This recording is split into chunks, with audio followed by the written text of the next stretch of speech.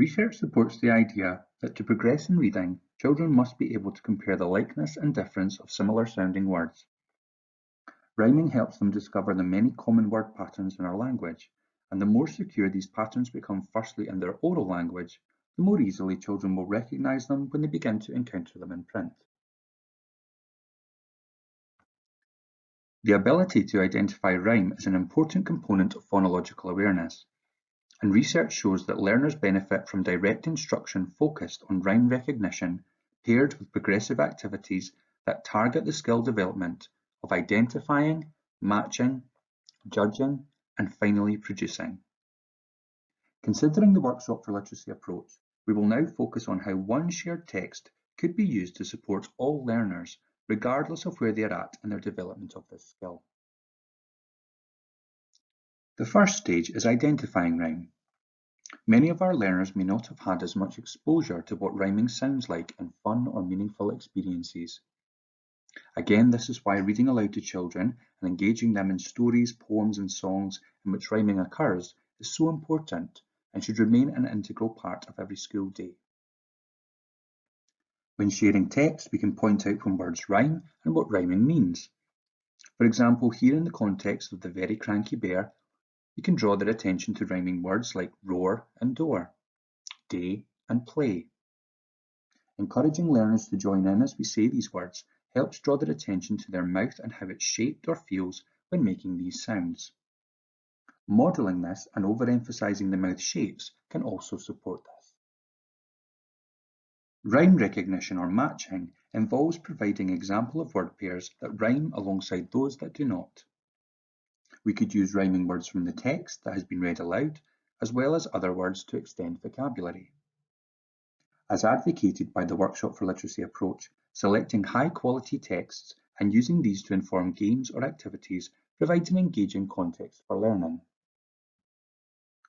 Pairs-type games involving cards that they turn over and match are a fun and engaging way to learn through play.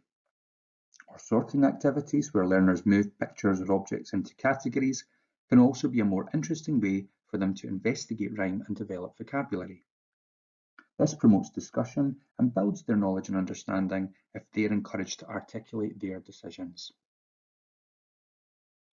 Initially, just using pictures is absolutely fine.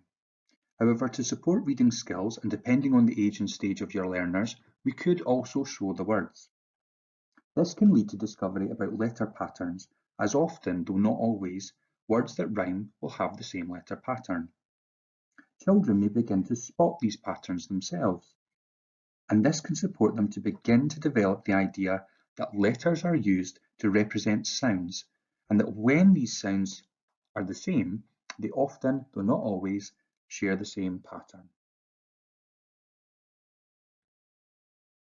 Rhyme judgment involves presenting learners with a set of words which rhyme with one which does not.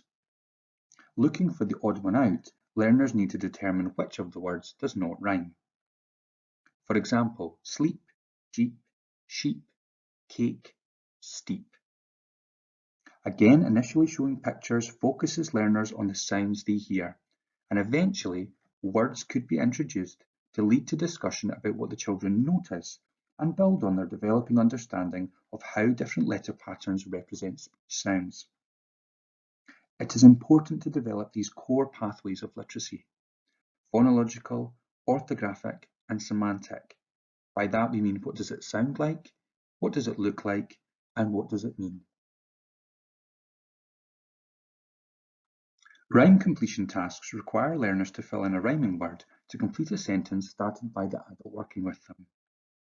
An example of this could be, I need you to help me complete my sentence with a word that rhymes with mad. So here we've got Bear is very sleepy and getting very mad. He turned and roared at sheep, and sheep felt very, and we would be expecting the learners to respond with the rhyming word sad or maybe even bad. Rhyme production tasks ask learners to produce rhyming words independently, and if learners are still finding this difficult, this activity could help bridge that gap, or we may have to offer them some options, as in the previous stage, to choose from, and then build up to them producing rhyme more spontaneously. And it's worth bearing in mind that producing rhymes spontaneously can be very challenging for a lot of our learners and will require lots of exposure and practice. Rhyme production tasks can also be developed using our shared text as the stimulus, and we can adapt parts of the text to suit different activities that we want to develop. For example, the animals were terrified as they began to run. The bear chased them out the cave and stopped them having. And again, after hearing the word that fits the context, for example, fun, learners could then be encouraged to come up with other rhyming words such as sun, done, one, etc.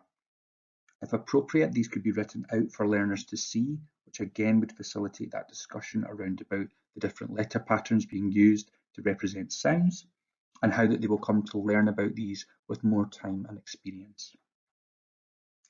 In this situation, learners may produce nonsense rhyming words, but if the word rhymes, this is what we're looking for, and we can simply explain to learners that although it's a nonsense word, it still has that same rhyming sound.